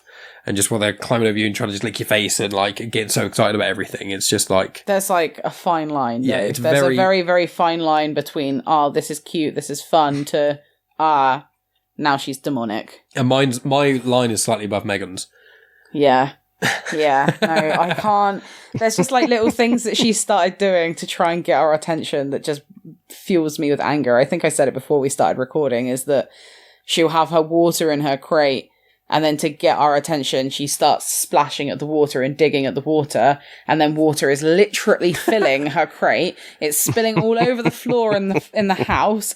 All of her bedding is absolutely soaked. And all her toys she's got in there. And then we have to just ignore it, because then otherwise she'll learn, if I do this, they'll come and give me attention. It's like, every time I see her doing it in the corner of my eye, I'm like, oh, you're such a dick. She does it slightly less each time than the last. She is doing it less and less now. And the other day she almost did it. She almost looked like she was going to do it, and we glanced and then glanced away, and we're thinking, please don't do it, please don't do it. And then she did so it. And it was like, good. We can't make a big fuss about it, but good. Or like we'll nip to the shop and come back so she gets used to us not being here. Yeah. And then we'll come back and there's water everywhere. And I'm like, why? Why do you have to do this? You literally saw us leave the room and the house. Yeah, it's one of those things, because we've got over there, I don't know why I'm pointing, it means no difference, but we've got a little one of those Ring cameras, which is... Oh, yeah. So it's just it's in our lounge, it's just pointed down basically onto her crate. Just so when we do go out, we can kind of keep an eye on, like when Megan's mum was here and we did we went and saw the Bake Off musical. Obviously, it was only a week after we got her and things, and we just wanted to keep an eye on mainly the dog just to make sure she was okay. Nothing against Megan's mum, we completely trust her. There was just one bit where I turned it on and my mum couldn't. She hadn't locked the She hadn't locked the crate, and I could see her struggling with how to lock the crate. So I didn't want my mum to feel like I'd been spying on her, because I was just having a look. So then I sent her a message and I was like, I forgot to say, when you put her in the crate, can you make sure that you lock it? This is how you lock it. If you can't figure it out, you have to like lift it up and twist it. Yeah. And then we watched her successfully do it, and I was like, okay. Navigated that one again. Yeah. It was, but aside from that, like we had our niece around and we didn't use it or anything like that. No, we unplugged it, didn't we? So it's one of those things where it was just, when we go out, it's nice to be able to kind of see how she is. And even when I'm at work and stuff, I'll occasionally just plonk it on just to see what you're doing, seeing if you're doing anything silly. Because occasionally, if Megan and Willow are awake, I'll then say something random through that. So Megan will be sat on the sofa and I'll be like, hi Megan. It does scare the shit out of me. Doesn't it? I won't do it when Willow's asleep because that's just mean and that'll just wake her up and get you in having to deal with a grumpy pup. But yeah, it is quite entertaining when you're just here and I'm just waiting for the opportune moment. Like an absolute creep. It does sound a bit creepy. It does. So, and do you use like the authoritative voice? So if she's doing that thing with the water, do you deepen your voice? And at the moment, when she does the thing with the water, we have to just point blank ignore it. It sounds like she does it all the time. She's only actually done it badly about what? There's a handful of times where she's done it badly, but like, yeah, if she's got into the habit now of starting to chew the like nest of tables, so then we'll start using a more authoritative Willow. Yeah. So it's normally we read a few things that said never use their name to tell them off, but half the time it's the only way to get her attention without just clapping. But she knows. I don't want just like make loud noise when she's doing something we don't want her to. It's more so. We try and distract her as if she's doing something. We'll try and make another toy sound or something like that, or call her. And most of the time, she will stop doing it. But it's normally eating the rug or. Also, unfortunately, if she does just nip you, your automatic reaction is to say the name in a more negative tone. Yeah, it's just like the natural response, I think. Yeah, we try not to, but we do. It's tough, isn't it? You try not to yell. Sometimes, like it was either today or yesterday, and she was nipping at me, and I was trying to just leave the room, and she kept nipping at my foot, just in one of those moods. And she caught me at one point, and I was like, it's taking all my energy just not to, basically because she's so small, you just almost pin her down and yell. That's what you'd want to do. But I'm like, I don't want, she's a puppy. It's not fair to her. I don't want to just hold her and yell at her because that's mean. So I was just like trying to leave the room without trying to show I'm playing while being like, nope, too bad. And trying to do that. But it was hurting at points and she nipped the Achilles tendon. And I was like, oh. And I was like, this is like having a kid who's just like, having like a baby who's just kind of slapping and then grabs your hand, pulls it really hard. And it's like, oh, you mother, but you're just whacks you in the face with a plastic toy. Yeah. The beard. I've trimmed my beard down for the time being, but it's like when I've got a longer beard, when my nieces used to just grab it and pull. It's like, oh. Well, it's the same with like kids and babies and hair. Oh, a lot of our friends have got. We got curly Well, she hair basically is just like a baby. Like yeah. I don't have my watch on at the moment, but when I do have my watch on, babies automatically go for it. They all of the babies go for the watch, and Willow also just goes for the watch. Like I think of parallels, like when she like does make a more growly noise, it's the same as a toddler when you're trying to put it to bed and it's like thrashing around and it doesn't want to do it. So it's intense. We try to use more positive reinforcement than negative, but it is positive reinforcement. Yeah, and I'm start coughing. When she like starts biting at my ankle, it's very difficult not to just yell no at her. Yeah. What about yourself? Did you find that you had to say no a lot when she was younger, or even now? Just to, if she's doing something like if she'll not use the toilet outside, I do naturally just have a more authoritative voice. I'll say Tasha, so probably doing everything wrong by the book, because I do use a name and stuff. But yeah, she's at the point now. Dogs have really expressive eyes. So if she's fucked up, she knows it. I'll be like, Tasha, and she'll be like, then she won't make eye contact. And what's the naughtiest thing that she done? Has she if you come downstairs and she's like destroyed like a pillow? In the first week, actually, I think I didn't have a crate. And so I just got her back and I was like, I'm not going to put her in a crate. So I just set her up with a little bed. Yeah, came down. She pissed and shit all over the place. So I was like, right, I'm getting a crate. And actually, she really likes it. So she's 3 years old now, but I've still got the crate because she just, even if she's tired, she'll take herself off there. Do you, so I'm assuming you don't have to lock it anymore. She just goes in. No, I do because every time I kind of leave her out to go out, then she might do a little mess somewhere else, and I'm like, right, okay, I'm done now. But yeah, so she does tend to go back in, but the naughtiness, she's not a naughty dog by any stretch, but because she is a terrier, she does like to nibble stuff. She really loves to dig. And so, like, in the garden, if it, let her run out in the garden or stuff, she just loves to have a dig a big old hole. But this is probably about her 6th bed that she's got now, because she used to just destroy them. And especially the early ones, like the first 3 went within days of getting them. Wow. And then eventually I'm like, right, you're going to lie just on the crate floor then. And then, it'd go a little bit at a time. And then I think I feel bad about it. And I'm like, right, I'll get you another bed then. There you go. And I'm keeping an eye on her, just checking. Yeah, she's not done it. And then I'll come down and she's only got like small little teeth, but she's persistent and she'll work away at it. And then she'll eventually get that thread. And that's it. Oh, look at that. That is great. And you get all the fluff out and everything. And I'll come down like, oh, you little bastard. So, yeah, that is probably the one cheeky, mischievous little thing that she does. But she's had this bed now for probably 3 or 4 months. So she might have grown out of that. But it wasn't through... I didn't teach her not to do it. I just didn't replace the bed very quickly.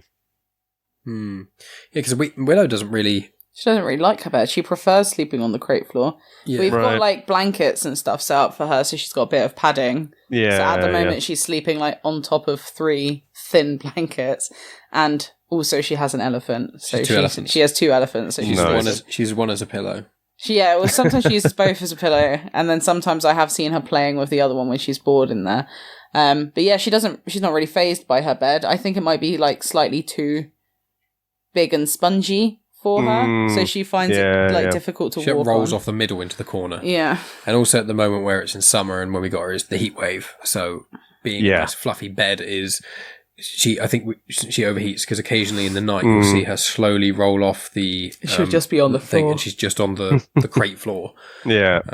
But it's weird because she does like her crate. Like she does go in there if she's scared, like when we had the door replaced, there's a lot of very loud noises. And when a baby cried, she ran straight into the crate. She does like it in there. It's just that she also knows and she sleeps on her back in the crate. Yeah, whenever she goes in there, she'll whine, maybe not even every time, but occasionally she'd whine when you put her in there, and then she'd just settle within 5 minutes, and she'd be sleeping on her back with her like stomach showing or on her side, all the kind of positions that show that she feels safe and happy to be vulnerable. But the problem is she knows that that's the only place in the house we can lock her in. So at the moment she isn't at that chill stage where she's like, this is my little home. She's like, this is a place where it's safe, but I know if I go in there and I sleep, humans will close me in and I can't get out again. So she's at that... Like, ideally what we want to do is, when she becomes older, have it so she... Like, the stair gate will be either gone or open permanently, because it's helpful for kids as well. And then just kind of... Hopefully, she'll just get up and go out herself when it's nice weather and things. She can kind of wander, because some of our family dogs have done that. You just open things up, have people around, and the dog just kind of does what it wants. But... we've discussed, because with crate training, you were a bit unsure of initially, but I just felt like it seemed like it was mean, but now that I've done more research into it and I've seen what she's like in it, it's not mean at all. It's a way to make sure that she's protected and that we're also, our stuff is protected and she has her own area of the house. Yeah. Yeah, so actually, the crate thing, I had a cat called Kylie a good few years ago now. It was before the kids came along, actually. And she was a rescue cat, and she just shit everywhere. She was, and it was at the point, it was a real problem, because we already had 2 cats. And then she'd lay a big fresh one just in the cat bed, so it really pissed off the other 2 cats. It is horrible. So we were at the point where I was like, you know what, I don't think we're equipped to deal with this. But then they came in, the guys at the rescue place, and suggested, we put her in the crate. And then, eventually we got rid of the crate, but the crate really, really helped to just settle her down, get used to the home, get used to where she should, using the cat litter and stuff. So to go to the crate for the dog, I didn't kind of have to be sold on that. It was like, I'd already seen the benefits before. Yeah. Yeah, because my family, they had dogs and things. And when you first see it, you think, your instant reaction is prison because you think, oh, they're locked in there, it's not very blah, blah. But the way one has to try and look at it is more so look at the dog like they're a baby. You put a baby in a cot. You do not put a baby on a pillow on the floor just by itself in its own room. You don't just, you put it in a cot or, a bed that has high sides to it, because then the baby can't get out and basically hurt itself. Like the dog pissing and shitting everywhere, that would be a real annoyance. But the real problem, we think, would be her managing to edge her way, because if you leave her for 8 hours to sleep and whatever, obviously we have to go in the middle of the night to take her to the toilet and stuff, but as an example, if she did want to get to like a cable or something, she could eventually make her way with enough time, and if she bit through the wrong cable, that could kill her.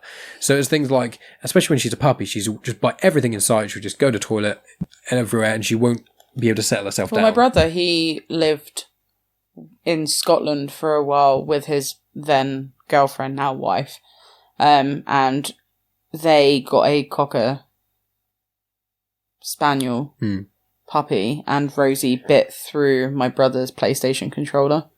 He had to get like a whole new PlayStation controller because Rosie absolutely destroyed it. Yeah, they do that. They'll bite through everything if you just give them free rein. It's like you don't let a 5-year-old choose its own bedtime and just roam around downstairs by itself when you go to bed. And it's the same with a dog. It's just where a dog's smaller and doesn't need as much stuff, they can be fine in the crate. It's funny because I go overboard with everything. So even with Willow, I've gone overboard, like with research and for asking questions, and like we've even got like an app where we track when she goes to the toilet so that we can just keep a tab on it. And like I've said it to a couple of people and they're like, wow, that's really excessive. And I'm like, yeah, but she also hasn't had an accident in the house in about a week and a half.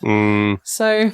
And we know the times she generally needs to go. And it also gives us an indication as to when she's going to go. Like I've as like, obviously Mike goes to work and he spends a lot of time with Willow, but I'm here all the time. At the moment, and it's going to stop a bit. Start to notice things now, and I'm like, okay, in about 5 minutes time, you're going to need to go for a poo. Like, and then I look at the app and I'm like, okay, that tracks actually. So I know that in the next like half an hour leeway. Well, it's also with both of us doing it. When it's one of you, you can keep a vague mental note of it. It's been about an hour since you went. But when you and I swap duties, where I, when it gets to about 10ish, when Megan gets tired and wants to go to sleep, Megan will often go to bed. I'll, do chores and things around the kitchen, clean up stuff, or I'll read in bed or do podcasting until around midnight, 1ish, and then I'll take out Willow. And then Mike will send me a debrief via Facebook Messenger. Normally, yeah. And then I'll wake up at like 3:30 to do that slot, and I'm like, okay, right, so she did a wee and a poo. She shouldn't need another poo. It's normally, because if she hasn't been to the toilet and then you take her out for the 5 a.m. slot, she may not look like she wants to, but you just have to, otherwise she'll have an accident. Yeah. And with the two of us, it's definitely more like that. They've only got small stomachs and bladders, haven't they? So, it is more frequent when they're young, but they do get... as they get bigger, the toilet breaks will become less and less. What's Tasha's sort of schedule, if you don't mind me asking? So let her out in the morning, and she'll generally go and do a business outside, and then 7ish. Just about that. Depending on if I'm podcasting early in the morning, if Love Island's on. Yeah, exactly. So around about that time, and then just periodically through the day. But I mean, sometimes if I've had to go out shopping or something, and I've just left, so I don't put her in a crate when I'm just out in the day. It's just in the night. But yeah, I can be out if I'm out in town for like 3-4 hours or something. She's absolutely fine. I've got no qualms about that at all. But try and make sure she's let out at least sort of three or four times a day. Yeah, with Willow at the moment, it's basically, she's awake. It's averaging every 45 minutes. Every 45 minutes to an hour, usually. It can be sooner than that if she has a massive play or something. Yeah, or if she has a nap, then we can go like a good hour and a half, 2 hours. Yeah, normally, she normally naps for 2-ish, maybe 3 hours at a time. Sometimes Mike will be like, is the beast awake? And I'm like, yeah, no, she's asleep. And he's like, okay, well, can you get me something? Because I don't want to wake her up. Yeah, I have to get Megan to pass me stuff, because if I go down the stairs or through the stairgate, she wakes up immediately. And annoyingly, in my loft conversion, it has the squeakiest stairs of the whole house. Squeaky. And the squeakiest step is the first and then the second to last steps. And with them, there's no way to avoid the squeak. And also, where they are positioned, you can hear it from everywhere in the entire house. As soon as Mike starts going down the stairs, Willow's head will turn. And I'm like, who's that? Yeah, exactly. It's it's one of those things. But obviously, owning a dog is lovely, even with these things. Over time, we want to take her places and want to go traveling around the UK to like the Lake District. Like you go around the Lake District, and everyone's got dogs. Every pub is dog friendly, everything like that. And ice cream places have got dog friendly ice cream and all that sort of stuff. So it's really fun, I think, because next year is going to be more domestic travel, I think, and then saving up for the year after that probably to go America, I think will be the goal. You mentioned about the vaccines. One of the things I was looking at was, I was going to go away for the weekend and I was going to put her in a kennel. And there's a thing called kennel cough. So that's like another shot that they have to have, but not unless you're putting them in a kennel. Oh. So I'd left it too late and I was like, all right. So I ended up, a friend looked after her, but yeah, that's another one to look out for. But That's only if you're going to put them in a kennel. I mean, I probably wouldn't. We've got so many people that would be willing to look after her that I'd rather her go to someone that we know. But it's good to know that I didn't realise that was a thing. Yeah, that's a good thing to know. Because it's like with us, fortunately, we've got both my nieces and Megan's cousins around the same age, sort of early to mid-20s generally, and they've all had dogs or currently have dogs. And they've literally all been like, if you're away and you need someone to look after her, let me know. We went to Cheltenham for the Bake Off musical. My niece Leah, who's in her mid-20s, she came over and was with Willow the whole day, and then we're going to a stag do in Brighton in the last late August. Weekend of August. Yeah, from like the Friday to the Monday of the bank holiday, and we're going to be gone obviously for 3 nights. And Leah's staying at ours then as well, just staying in the guest room and just having the house basically to herself. And she's looking after the dog. So with that, we've got that. And also I've got my cousin Charlotte and her wife Paige, and they run a dog walking business as well. So we're going to utilise that when Megan goes back to work and things in like September. I'll be working from home for the most of the month of September. But on 1 or 2 days a week, we're then going to have Charlotte and Paige come pick up Willow and go socialise with other dogs. And then slowly I'll go back to working from the office more. I'll still work from home a few days a week, but then it'll kind of be that breakout and she gets that bit of a routine and stuff. You getting sleepy? I am. I'm also getting... excuse me. Double yawn. I'm getting very hot on this chair. I'm sticking to it, so we'll start to so toasty, isn't it? Yeah, that's why I like a desk chair is often the best way to go, because you don't realise how sticky you get sitting on things like that. So I did want to ask, do you have, this is kind of the last thing, favourite dog-related media or movie? Now, I've got one which is Wes Anderson's Isle of Dogs, which Megan hates, which I adore. I think it's such a good movie. I think it's phenomenal. But I've got like a few other sort of honourable mentions here. But I wondered, Dave, do you watch many movies with dogs? I know there's lots of movies generally with them, but... If I think when I was younger, probably not so much. You mentioned Turner and Hooch, and what was the other one? K9 as well, with Belushi. Cats and Dogs, I think, is quite a good one. So, my kids quite like that one. I remember seeing that at the cinema. Yeah, Cats and Dogs. It's good fun, that one. And then Hotel for Dogs, I think, is... the one with Emma Roberts. Yes. Yep, that's the one. Yeah. That's quite good. And then there was one that was horrendous because it was like a kids movie, but it was the same spirit, if you like, in a dog, but it was different dogs, and the dog would always like die, and like the spirit would move on. Is that All Dogs Go to Heaven? I think that was it. I was fucking obsessed with that film when I was younger. I have no recollection of anything of what that film is about, but I had it on VHS tape, and I used to watch it religiously. All Dogs Go to Heaven. I used to watch it all the time. Yeah. Wow. Is that you saying you want to go on the VHS Strikes Back and talk about... I don't remember anything about it. But I think probably not so much in a movie, but I think honourable mention to the dog in Afterlife with Ricky Gervais. We haven't seen that Afterlife. Seen it. Oh, right. Okay. No, spoilers then. I've heard it's really, really good.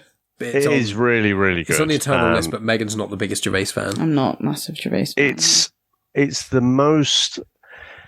It's quite Ricky Gervais at times, but it is so emotional and heart-wrenching in others as well. And actually, season 2 and 3 go even further down that path. So even though there's a lot of comedy in it, it really tugs on the heartstrings as well. And the dog plays quite a big part in it.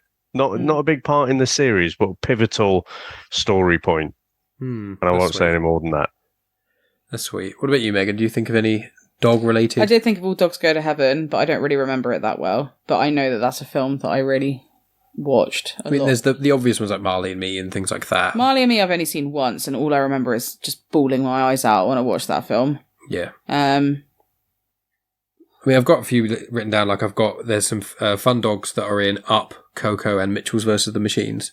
Yeah. All the dogs in all three of those movies are great in different ways. But, I mean, the Mitchells vs. the Machines dog is absolute comedy gold. It is a funny dog. That stupid pug is so good. But then, obviously you've got big ones like, 101 Dalmatians, Lady and the Tramp, a lot of Pixar animated movies. I think it's probably... I do love Lady and the Tramp. I do want to watch it again. What about the live action one? No. I want to watch the real one. It's funny because our friends were here yesterday, and Laura was like, "Have you watched Lady and the Tramp since you got your dog?" And I was like, "No." And why haven't I? I was like, she literally looks like Lady. She is Lady. She's the lady. It's funny, I can't remember anything. I used to watch that film, I had it on VHS along with like Fox and Hound, but Oh, Fox and the Hound, that's a good shout. Yeah, I remember. For a dog-related movie. I remember almost nothing about Fox and Hound, except I think it's surprisingly depressing. And it's sad. The only thing I remember about Lady and the Tramp is obviously the spaghetti scene. These are the kind of Disney films where you think, oh yeah, Disney film, and then you watch it and it's only like 70 minutes or if not less. And certain films like Dumbo is like barely an hour, I think, when you watch that. Yeah. It's weird. But I've got, as well as, you've got Marley and Me, as I said, and I've mentioned Isle of Dogs. There's Bolt, which I've never seen. There's Secret Life of Pets, which was fun, not as good as it could have been. Hatchie, A Dog's Tale, not seen that. I've heard it's quite depressing. I Am Legend. Well, that's the last one I'd written down. The I Am Legend dog. I mean, mild spoilers, but I Am Legend's been out for ages, and if you were going to watch that film, you'd probably have seen it by now. But the scene with the dog in that is so sad. Yeah. So sad. And it just breaks your heart. Yeah. The Crown. You get to see all the corgis. Oh, yeah. That's quite fun. Well, there's an episode of Futurama that Megan hasn't seen because she hasn't watched much Futurama. We need to get on that train. But there's a Futurama episode. I won't say what series it's in, but it's called Jurassic Bark. And it is one of the most emotional episodes of anything I've ever seen. Oh, my word. The ending to that. That is. Yeah. That is horrendous, isn't it? That ending. Yeah. I'd forgotten about that. Cheers for that. It's one of those scenes that you watch the episode and it ends and you're like, I feel like I've lost a part of myself. Yeah. But it's in a really good way in certain ways. It's a weird feeling. It's very bittersweet. So I've got a left field one for you, and it was actually my daughter, my eldest daughter, who put me onto this. It's called The Plague Dogs. It's written by Richard Adams, who did Watership Down. See, I've not seen Watership Down, but I've got it on DVD. I know how depressing it is. But Watership Down, yeah. Well, with Plague, it's weird you mentioned that because I almost wrote it down because I typed in animated dogs movie because I was trying to remember the name of one of the other ones I wrote down, and that kept coming up, and it was like the most heart-wrenching dog film ever or something. Yeah. So, I say, I hadn't heard of it, but basically, a couple of dogs and they're in a lab being experimented on, horrible experiments, and they manage to escape. But it's quite a tragic tale. I'm sure we watched it on YouTube or something, but it's not nice. But it's kind of like Watership Down in that you have to kind of watch it, but it is a bit of a tearjerker. Yeah. Yeah, I'm thinking about actually. I think my brother's mentioned Plague of Dogs. Sorry, you just said it. Is it The Plague Dogs? The Plague Dogs, not the the Plague of Dogs. Plague of Dogs. That's a kind of plague I can get on board with. Yeah, Plague of Puppies. I remember my brother saying there were two films. I think was one. It might have been Hatchie, actually. I think it was like Hatchie and that one. He was like, those are the two most depressing. They're like Marley and Me is sad, but not like these ones. There's also Homeward Bound. That's not sad, but that's got dogs in it. We've got other ones like Air Pups. You've got those Buds movies, which is like those golden retrievers, and there's just loads of them doing all the sports. Oh my God. Yeah, there's also like a film all about chihuahuas. Beverly Hills Chihuahuas. And the dog one with Tim Curry. It's not Tim Curry, is it? What's the guy's name? I don't know. It's called Shaggy Dog, and it's the one who plays Scooby Doo. Yeah, well, I can't even miss those. Scrappy Doo. It was Tim Allen, not Tim Curry. Tim Allen, who he plays the Santa Claus in the Santa Claus. Yeah. He did the film The Shaggy Dog, and I think it's apparently awful from what I've heard. But there's lots. It's funny that dogs films are often kids related, aren't they? So they're such a family-friendly pet. Yeah, I don't think Marley and me as kids related.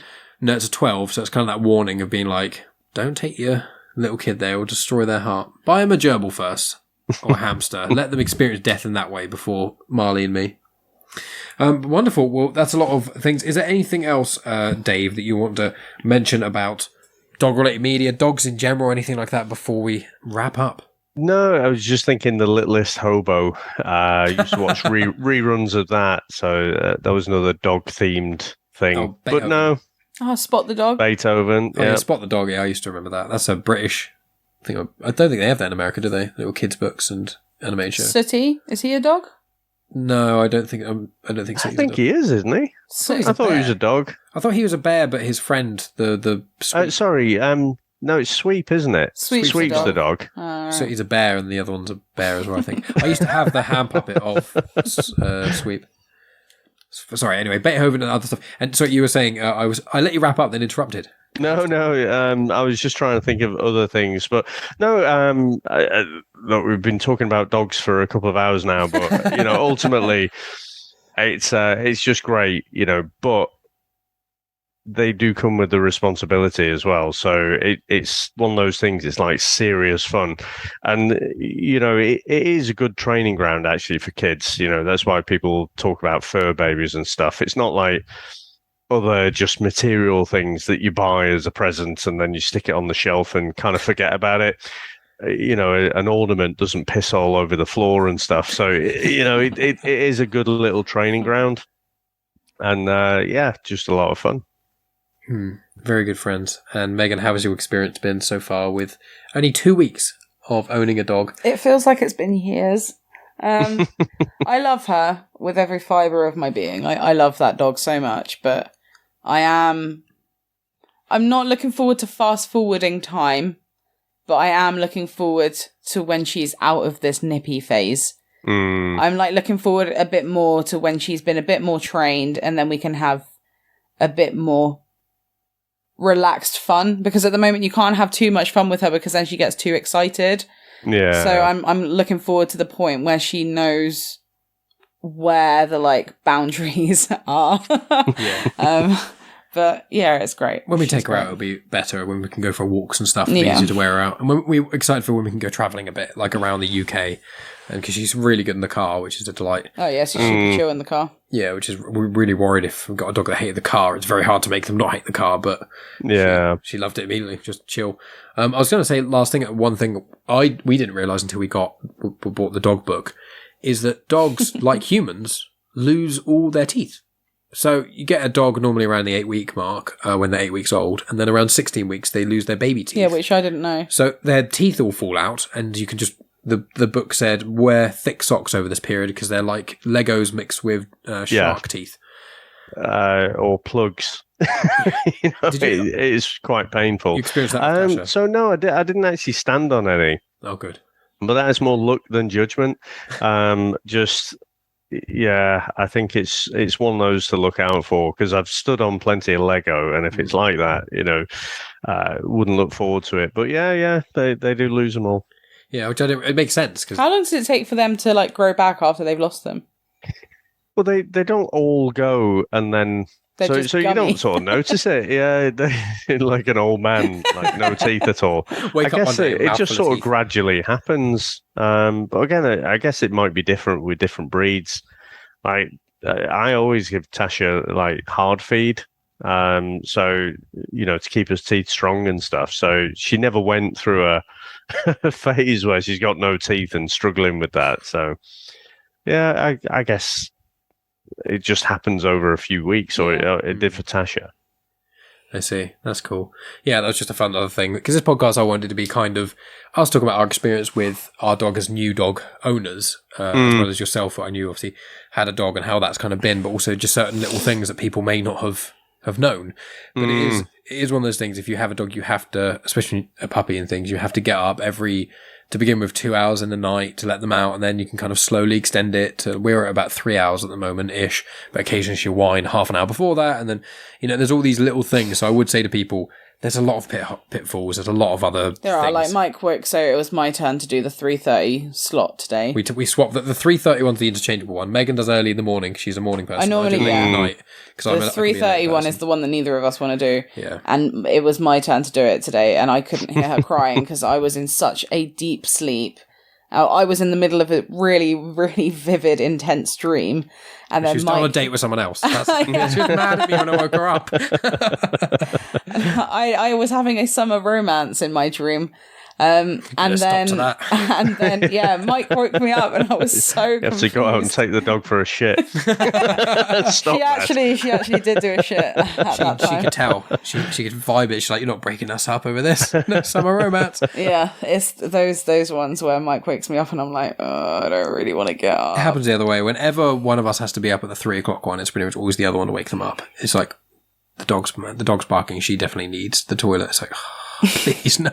Just sleep, little baby, sleep. Or other times you go down and she's asleep, and it's like you have to kind of try and wake her up, and she's just floppy. And you're like, I'm sorry, I don't want to have to do this, but if I don't, in 45 minutes, you're going to be waking me up. So yeah, no, it's good that she sort of letting you know already, and again at some point she'll start going to the door.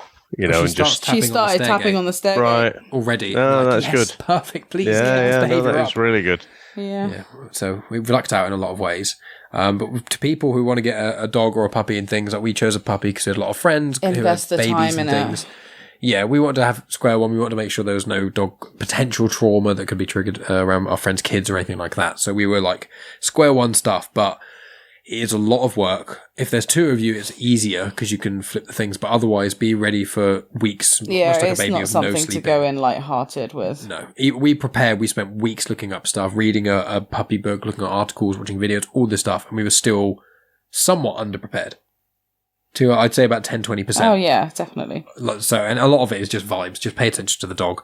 Sometimes she may have just gone for a pee, and then she'll be sniffing around a lot, and you'll be thinking, she's sniffing around quite a lot, and then she'll go to the toilet on the floor, and you're like, you have to pick up on these little things. Sometimes, even if you track it in the app, you still have to pay attention to the dog's behaviour. But thank you so much, Dave, for coming on the show and chatting dogs. It's been delightful. Please tell people about where they can find you on social media, and cherry pick some of your shows, because if you talk about all of them, we'll be here all day. yeah, we'll be going for another 2 hours. So, no, you can get me at the Comics in Motion family, so and popping up every now and then on different shows. You can also get me on the VHS Strikes Back or Chris and Dave's reality TV cast. Wonderful. I'll put links in the description to all of those things, but the VHS Strikes Back is probably my favourite of all of them, even though I'm part of Comics in Motion, but VHS Strikes Back is brilliant.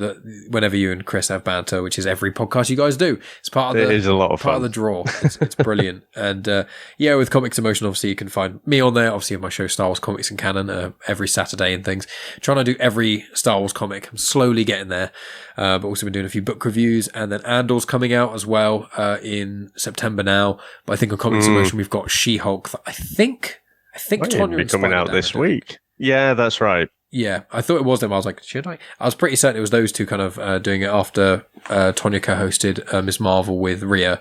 But yeah, with Andor, with that coming out, I think I'm double teaming it with Jack. So I think we're going to kind of take turns because I think it's like 12 episodes or something. And it's like, it's a lot every week. But it's a lot. But there's a 3-episode start on Andor. So it's like, going to be about 2 hours. It's basically going to be a Rogue One prequel movie, and then we're going to have the series as the middle chunk. And then I guess you could tag team that as well, though. I mean, if you both watched all 3, but maybe split up. One of you do 1 and 2, and one of you do 3 or something, maybe. Yeah, we were thinking, this is the podcast admin, we were thinking maybe me and Jack do the first one, the last one together, and then do alternate ones, and then we'll just kind of swap hosting and responsibilities. Yeah. Megan's going to love that. You love it when I do weekly podcasts on top of Genuine Chit-Chat and Star Wars Comics in Canon and our Patreon, don't you? It's my favourite. You do. Because Megan has to watch them all as well, especially when they were on the day release on the Kenobi one, which was quite tight. It was like, hey, I have to watch an episode of Kenobi after dinner and record immediately. But you can find me at Genuine Chit-Chat. I'll put details about myself in the outro, no doubt. But Megan, where can people find you? And don't forget, Megan, there are 2 places people can find you One is social media. Right? Okay, you don't need to yell into the microphone. Let's get really close and intense. You can find me on Instagram. Not that I post that often at the moment, but it is Grits Gets Fit. And you can also find me on Mike's Patreon. That's genuine. Our Patreon. Oh, sorry. Our Patreon that I get no contribution of money from. So, Mike's Patreon. So, yeah, there you go. You even see what the Patreon was? Oh, genuine Chit-Chat. You're so good. You're such a brilliant guest. You're behind a paywall. Yeah. You want to hear us talk about dogs? Just £1 a month, everyone. Just £1 a month. Yeah, you get to hear us talk about movies and our road trips and holidays and all kinds of other fun stuff like that for only £1. Get access to hours and hours. What an absolute bargain. Over 100 episodes of Afterthoughts on there, and there's only a couple that don't have Megan in. That's why I'm doing book reviews and stuff, because Megan doesn't read books. I do read books. Only Harry Potter books. Only the Harry Potter books. And the Office Ladies. And the Office Ladies. The Office Ladies book. Yes, but thank you so much for listening, friends. And Dave, once again, thank you so much for coming on the show. It's always a delight chatting with you. And you. Thank you very much, sir.